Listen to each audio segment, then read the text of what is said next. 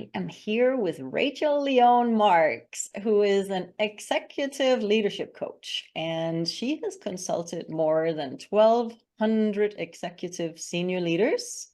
She's an expert in designing customized leadership development programs, and she coaches teams that are ready for breakthrough performances.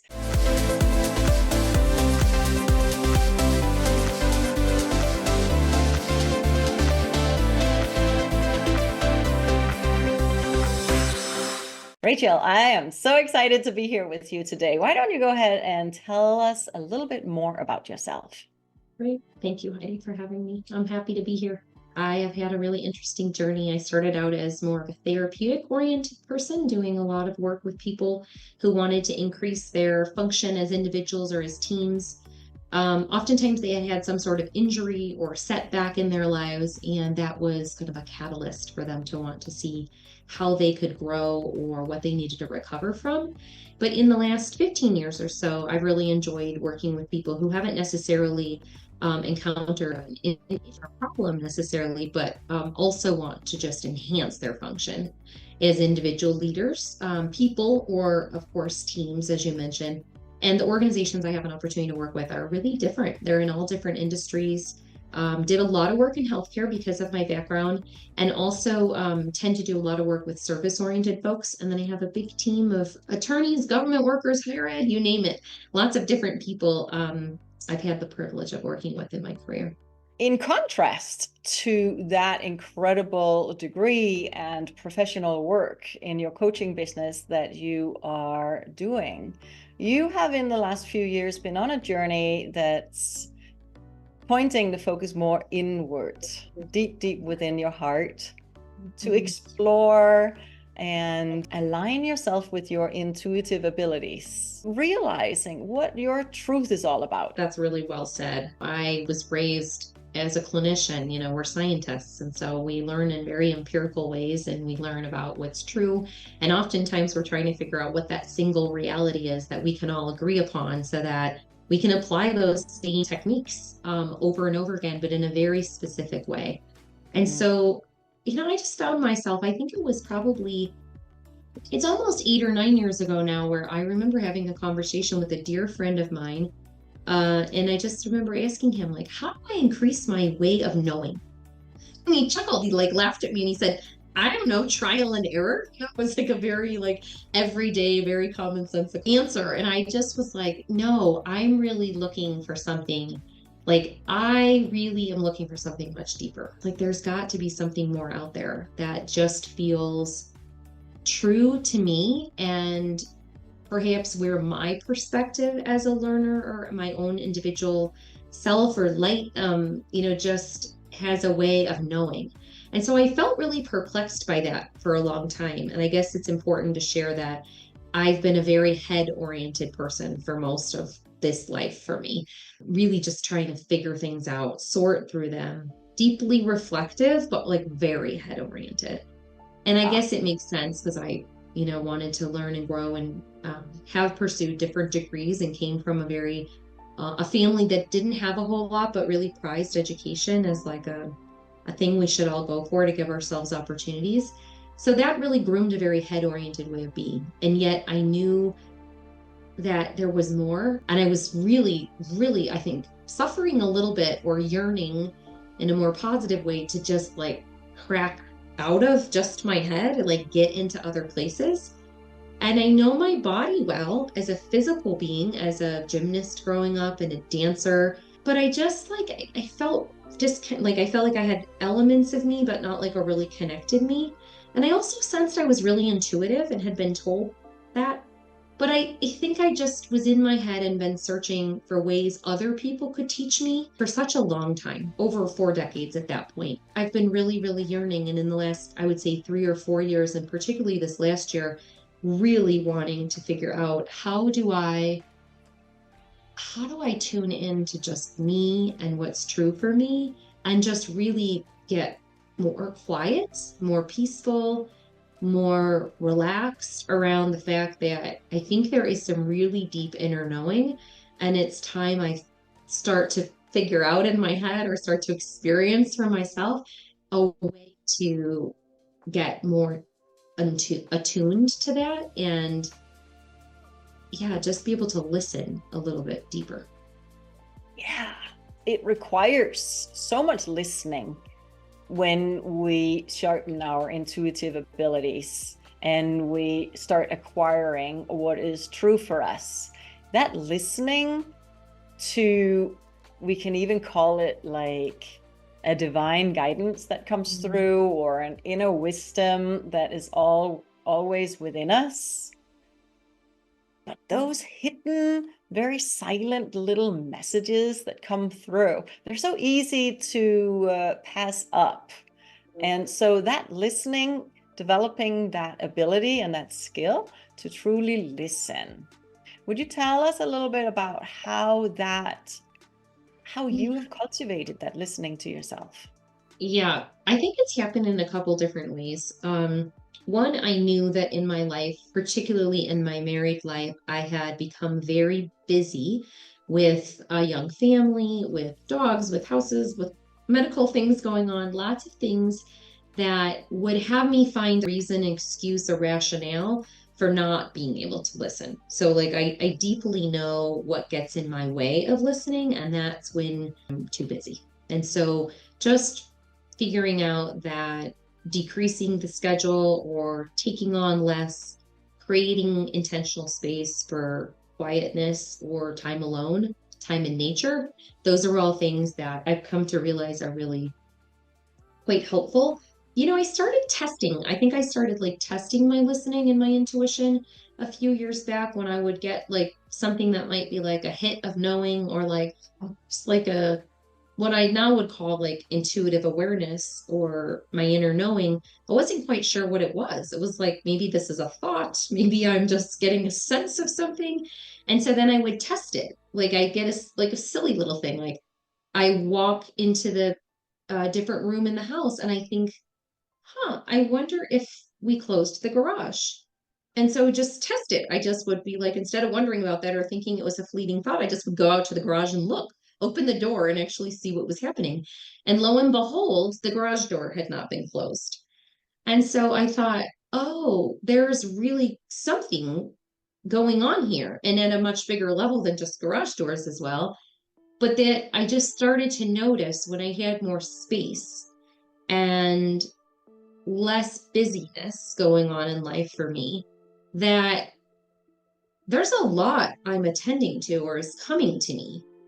I think for at least 2 decades, I was very committed, I guess I could say, to ignoring my intuition or dismissing it I or think that's very writing it common. off. Yes, Yeah, yes, writing yes. it off as, I don't know, a fleeting thought or nothing to pay attention to. It's funny to hear myself say that I wondered what it was. And now that I've listened and practiced and experimented with what's going on there, I really trust it now. So it went from something that like is curious and I'm not even quite aware of, to the evolution, I guess, for me today is that I really am very clear that these insights that are happening are things that are coming from within me and also to me. Like it's like a passing of intuition. It just moves about me and then I can trust it. And actually, it's been real helpful to then learn how to like check in on it, other than go look at the garage.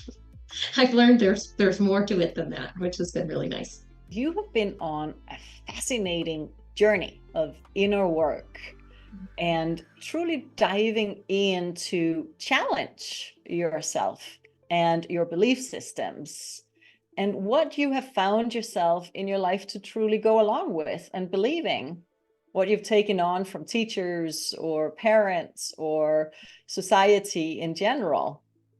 And you've challenged a lot of these beliefs in this inner work. Is there some specific belief systems that has been very helpful to shatter and break through and change? Yeah, I think there's been a few. The first really big one for me in this life is that in order for anything to be worthwhile, of value, worth it, it has to be hard. Like I have to grind, it has to be gritty. It's got to be really tough in order to be worthwhile. to get to where I think I'm supposed to be going. So that was really interesting. I've done some really deep work. You've supported me through that work. And it's like I've had to shatter that in order to start seeing that I can really just live my life in flow in a state or a way that is much more at ease. That's been really good for me to experience and to unwind. There's so many different reasons why that was built around grit and grind and being in toughness. Grew up in a very like industrial working kind of blue collar sort of environment in an area in the US that prides itself in being very hardworking. I grew up with a clinically oriented mother as a nurse and a father who ran a restaurant. And so I had this like beautiful learning laboratory, and yet it was a really tough way to earn money. It's a really tough business. There's a lot of patterning on for me in that upbringing that taught me that when things are hard, they're really worthwhile. I've mostly said goodbye to it's got to be hard. I see remnants of it show up sometimes in my life still, or I think that the default pattern is that I should work really hard at it or grind. And now I hear myself seeing things like, if it's going to fall into place or it's meant to be, like it will just happen. I spent a lot of time in that, what I called like the sandwich of those mid 2 decades of my life. I developed a pattern that was a lot of overdoing, a lot of overachieving, a lot of high functioning. I've done a lot of work on that pattern. And what I've realized is that I am plenty great enough and really capable. And what I choose to spend my time and energy on is just plenty good enough. Just like the insight can come from within, my power is also very much within me as a person. And when I do more, I actually am kind of giving away some of that power or spilling it out onto people or places more than is ever really needed so that it feels more like a right flow again, back to some of that ease connection with myself and with others has been really empowering for me. And what I've also learned is if I'm going to be in that easeful flow state, and if I'm going to be recognizing that I don't need to do so much and what I'm doing is plenty good enough, then there's also this far more receptive way that I can be around letting things come to me, letting the rhythm and timing of the way things just work in life show up. And then I don't need to be like ahead of that timing or anticipating or anticipatory or scanning the environment for what's needed. I can just relax and let the flow of the rhythm have an opportunity to show up without me having to think again, be head oriented about what to anticipate, and instead to just be really far more present than in a future state of myself, if that makes some sense. Absolutely. Thank you so much for sharing, Rachel. So I'm hearing you talking about the shift from thinking that things are so hard and living life in that regard to really allowing yourself to tap into the trust that you're good enough and that things can come to you easy. And it's easy to be in this world, especially when you start diving into opening the heart and loving yourself more deeply. And that allows you to get in touch with that trust of beingness. How did you get into the shift that helped you to really build this bridge into opening your heart from doing to being and to trusting yourself so much more, knowing that you're good enough? First, I'll go back to like just giving myself some space. So recognizing that the path that I was on, which was running a very fulfilling, satisfying business with at any one point in time, probably twice as many clients as I do now. And the reason for that is one, as I'm getting a little further along, I have this gift of being able to get a sense of where I'll be a really good fit and where I can be really supportive with people. So just, as our careers advance, we can start to choose a little bit more about the type of projects we get involved in.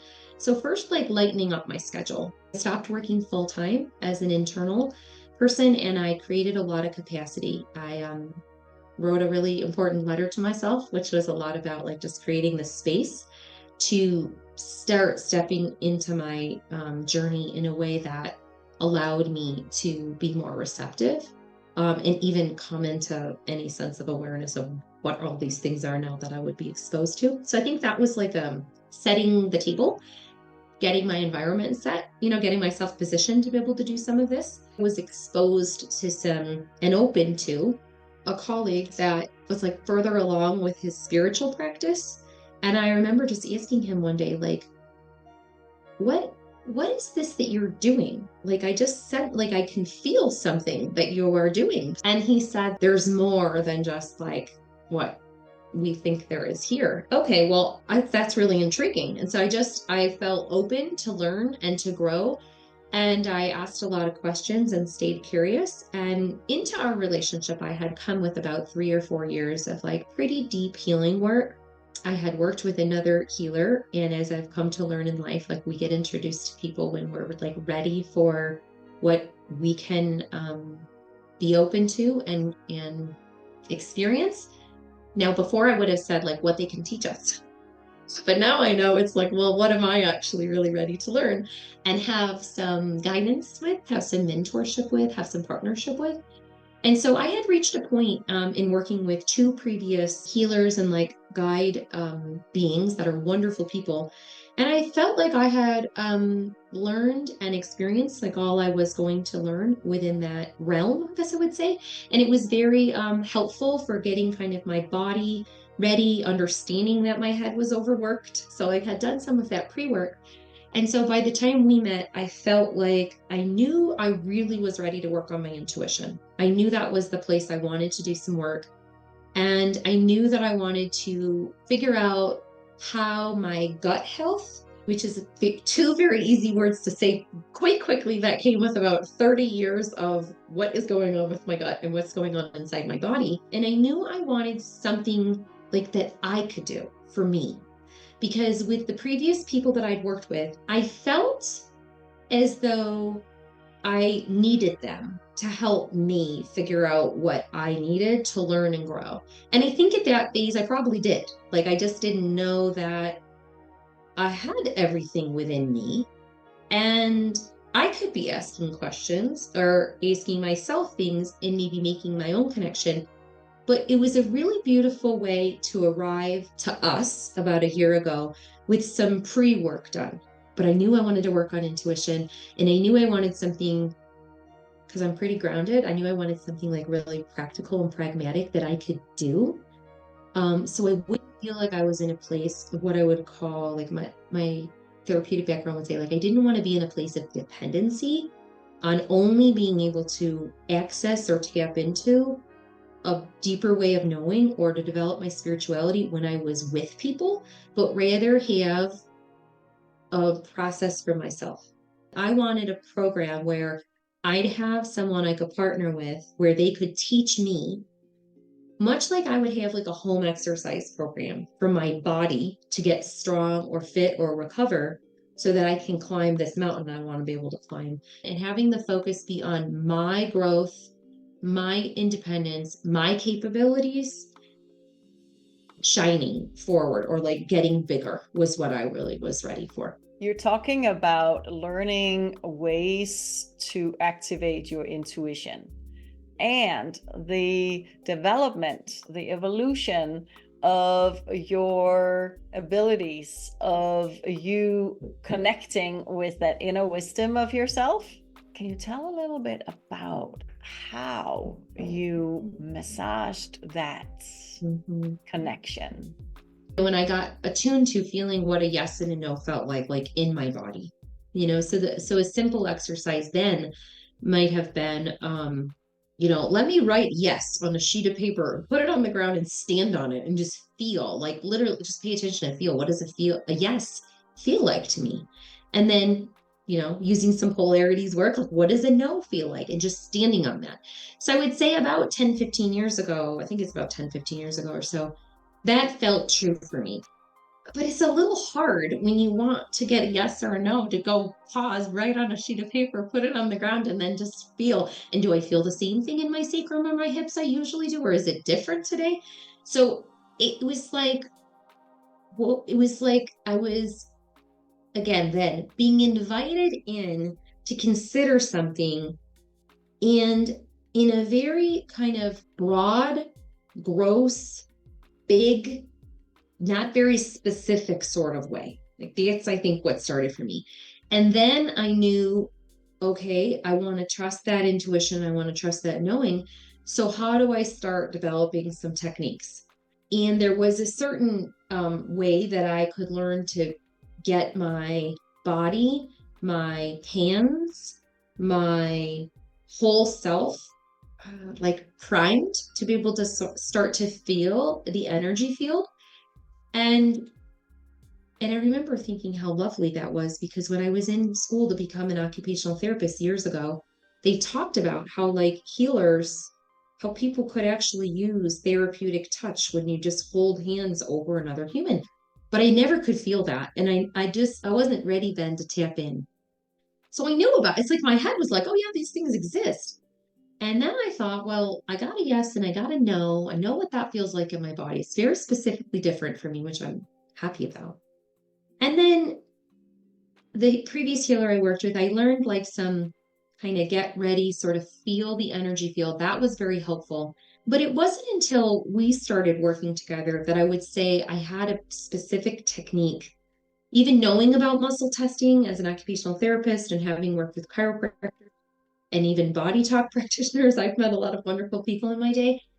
But I would say there's still realms that are like big, broad. And I was really like, okay, but do I want to be living in this house in the next 5 years? Like, is being here in this place of living the right choice for me? And what do I think? And so, is it I'm thinking? Is it what do I do? So, I remember coming to you and I was like, okay, I want to develop my intuition. I want to get good at it and I need to learn some techniques.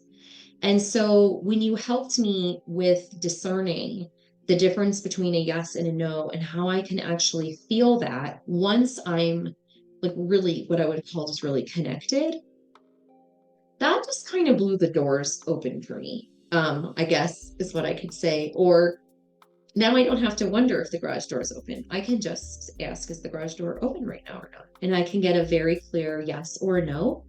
And it's been liberating and freeing might be too dramatic. I don't of words. I'm not sure if they're fitting, but like it's been very empowering. It's been very um like I touch my heart because it's like it's helping me know in a way that feels like much more tender, much closer to my true self. And it's like an extension of me. Like it is what is me. It's a funny thing to say, but it's like there's a yes or a no about something like a garage, but then there's a yes or a no about the garage because it's coming from me. And it's probably always been there and I've always known, but now I'm just able to make use of the insight and the knowing that's here in a really practical way in this world, in this life, like in this time. Share a little bit about how you practically experience that you can call in the yes or a no in your life. How does Mhm. that help you in other ways in your life? Real practical things around, is this another professional that I might want to work with or do business with? When given choices between bringing in, different people as subcontractors in my firm to support the needs of clients, and I have 5 potential great options or 3 potential great options, which one is going to be the best fit? Is this person the best fit or is that person? Which will be in the service of the client's, greatest good, because they're all they can all be marvelous people, but what's actually the best fit for this client? So those would be some really great questions that I can ask myself that help just guide me in a day. Oh, I got another one in a different realm. Could be a favorite restaurant. Is like what I'm about to do in this restaurant going to work for my gut today? Because things can change. You could have a different chef, or I don't know, they could get fish in from a different place. So just different realms, work, motherhood, my own health, where I can use some discernment to help me have the best outcomes. If I just am aware and present enough that I can check in with me, oh my gosh, I just feel like I have this gift available to me. I love how you are utilizing the intuitive abilities to know whether something is a yes for you or something is a no, and how practical, how you can utilize it at any time in your day and any time in your life with anything that comes up. I'm about to start a deeper cleanse that I've been planning to do this fall.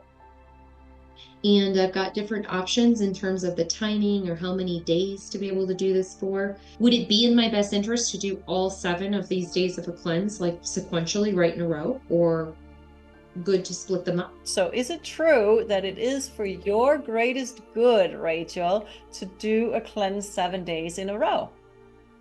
No, not necessarily. You see how empowering it is for you to call it in and no, that is not for my greatest good. Okay, Mhm. well, then let's take a look at what is for your greatest good. Because this way, you don't give me your power and me being your Ayurvedic doctor telling you, oh, this is the cleanse you should do, and this is how you should do it, and this is when you should do it. No, we got to stop giving power away. And so, you activating your intuition and knowing what is true for you is taking your power back. It's so empowering. And can you feel that right now? It's like, no, that is not the cleanse for me. Mhm. Yeah, and what feels so great about that is there's other things in life, whether it's a cleanse or whatever we're doing, that need to be taken into consideration. So there's certain things like I don't want to cancel or I do want to work around. And so when I think of like there's a particular date when I know I'm going to be out to dinner, so I want to balance the cleanse around like when will it be practical to do that? And also just practical things like when are days that I have client appointments already set up and when have I been able to clear my schedule to make time for this? So all of those things I think are really nice for us to take into consideration. Tell me a little bit more about the importance of cultivating and developing self-love for calling in what is true for you and standing in your power. I think it starts with a really simple practice that anytime I kind of connect or before I'm going to ask any of these questions, I just have a practice of spending a little bit of time, like really just, I just tell myself, like, I love me, I love me, I love me, and I just kind of like connect and I ask a couple questions, do I feel loved? Am I loved? I like ask a few of those questions. And then I ask a really different question, like, should I put myself in a bowl with a blunt stick right now, or should I drink gasoline? Or I ask, it's like really quite different, and I get a clear no. So that's how I can tell I'm like calibrated, I guess I would say. And then doing things that are loving to me and toward me, or just practicing asking for what I need. If I do feel overwhelmed or I am experiencing intense emotion or I just need some space. Anytime something feels a little out of alignment or off balance, I quiet down because I know that that's going to be a great way for me to listen. I spend some time just checking in with me. This is a great time for me to do some journaling back to when I was a kid and through my whole life. I've kept up with the practice of writing. I think that's very helpful to me. I do things that are nurturing to me. My diet's pretty clean, but I will like have some extra tea, eat warmer foods, or be sure I have some time to spend in my garden. I like will just do the things that I know I need. And it's good for me because it's just like when I ask my clients, you're having kind of a more disruptive or challenging time right now. What can you do to bolster up or increase your resilience or your hardiness or your self care right now? And it's one thing to ask your clients that, and it's another thing to do that yourself. And so I have done, I think, an average job over the years and a much, much, much better job in the last decade, particularly this last year, asking for what I need, spending time doing the things that I find very nurturing. And then when I am doing my meditative work or my healing work, really dropping in and deepening my practice of forgiving myself for things that I may have done or thought about or wanted to do that are less than what I guess I would want to be spending my time and energy on. And also forgiving other people who have created some drama or some trauma or some cracks in life or relationship with me. And that feels very nurturing to me to be able to recognize that it is within me to know I can forgive myself and others. I don't even need to have a conversation with them about it. I can just bless the dynamic or the environmental condition or what my children's day, whatever I want to bring some attention to. And I find all of those things to be very high on self love and self compassion when I'm experiencing something that's hard or I'm in an old, it's got to be hard mode. And I want to get back into, no, actually, this can be really filled with a bunch of abundance and ease right now. I can tell that something so rich and deep within your heart has shifted in so many ways. You so beautifully articulate about your journey and your shift. And to get a time frame, Rachel, like you talked about how you've been on this more conscious journey for a decade, Yeah. but I've only known you for about 10 months, Mhm. and so many shifts have come about. So when things change so quickly, Mhm. how do you feel about that in your life? Like how how does that work for you in your family? Because Oh, when you shift things so quickly, it is also calling them to shift in some ways. yeah. Well, first, it feels like a real gift. That's the first thing that comes to me is I feel like it's been a very big gift, of course, to make our connection and do the work together.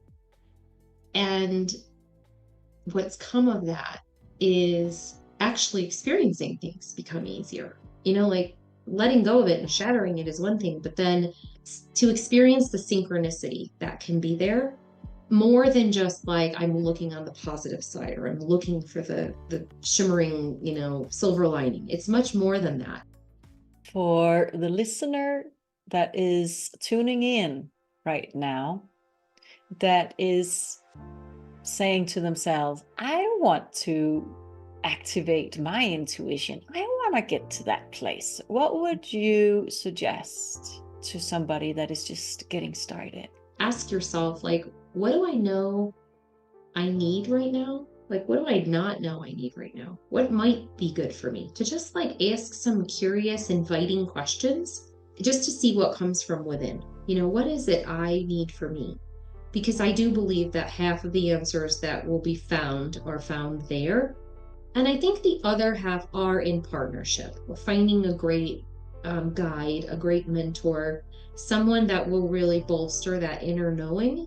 I mean, I wish you had time to work with everyone that could possibly think about this and might want to make a connection with a partner because I really truly have found our experience to be, it's really remarkable what I've experienced in the last less than a year.